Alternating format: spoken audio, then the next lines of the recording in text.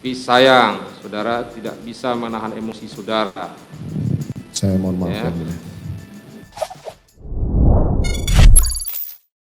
Mata Ferdy Sambo berkaca-kaca kala hakim tegur soal kedudukan Bagus tapi tak bisa tahan emosi.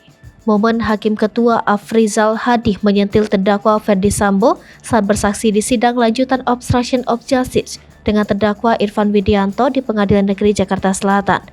Saat memberikan keterangan, Hakim Ketua Afrizal Hadi memarahi Sambo dengan menyebutkan bahwa ia memiliki kedudukan bagus sebagai jenderal di Polri, tapi tidak bisa menahan emosi.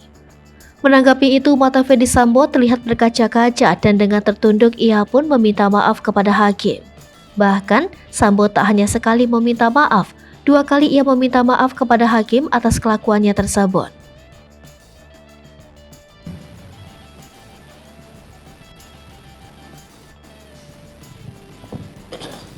Saudara mempunyai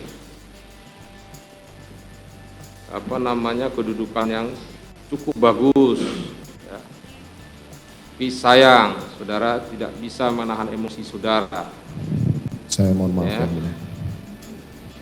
Yang saudara katakan telah merusak harkat dan martabat keluarga. Saya mohon maaf yang mulia. Ya. Itu, ya.